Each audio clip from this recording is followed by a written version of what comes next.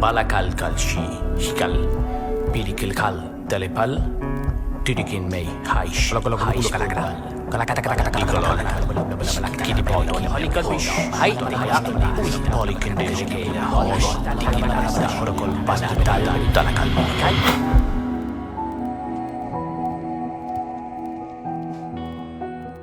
Alguns cristãos sinceros acreditam no chamado dom de línguas como sinal do batismo do Espírito Santo.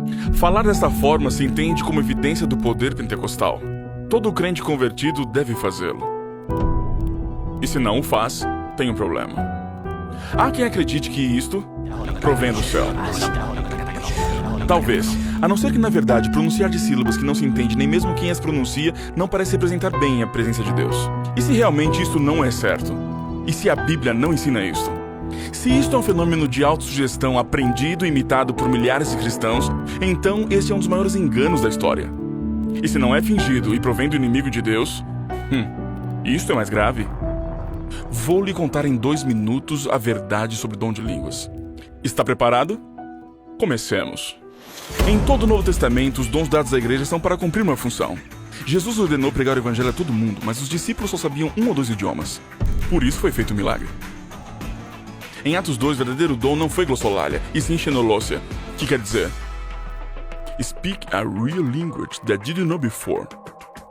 Em Atos 10 e 19 ocorrem casos similares, era um símbolo útil para os não crentes. Mas no capítulo 4, 8 e 9 se derramou o Espírito Santo e não houve dom de línguas. Por quê? Porque não haviam estrangeiros, então não havia necessidade. Curioso, não é? A Bíblia não ensina que falar em línguas seria o único símbolo do Espírito comum a todos os crentes. Alguns afirmam que o dom consiste em orar em idiomas angélicos desconhecidos. Dizem que se pode praticar relaxando a boca e se deixando levar pela euforia.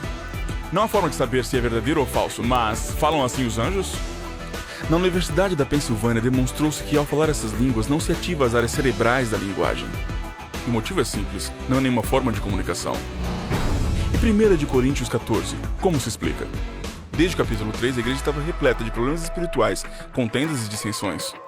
Em Corinto havia tradição de rituais onde se falava a língua dos deuses. Ao mesclar-se o dom real com crenças pagãs, ele tentava definir e pôr ordem na igreja mesmo à distância. Como julgar se alguém diz orar a Deus em idioma desconhecido? Paulo sabiamente assume a crença dos coríntios, debatendo com lógicas do seu ponto de vista. Mas ele encerra o caso no versículo 28. Se não interpreta, cale-se. E é uma jogada de mestre, porque se é um idioma real, poderá ser interpretado sempre. Paulo reduz esse mito em particular a uma experiência subjetiva e inverificável para proteger a igreja. E disse no versículo 13, se alguém fala em língua, peça para interpretar. Se isso não ocorre, não está orando com sua mente. E isso não serve para nada. Todos que balbuciam estas supostas línguas na igreja sem que a traduzam, estão violando um importante mandado bíblico. Porque um dom verdadeiro sempre edifica a igreja, e se não faz, é falso. Por certo, Cristo nunca falou em línguas.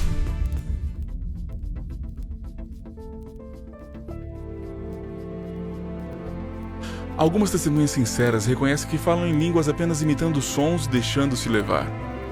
É bonito sentir-se especial, ungido, mas esse dom, como temos descrito, não provém de Deus. E se percebe sobretudo por seus frutos. O propósito do Espírito Santo, segundo Atos capítulo 1, é capacitar para pregar o Evangelho. E não para emitir ruídos sem sentido que não trazem crescimento, consolo e esperança a ninguém. Não se deixe enganar. E como sempre, lembre-se, a maioria pode estar equivocada.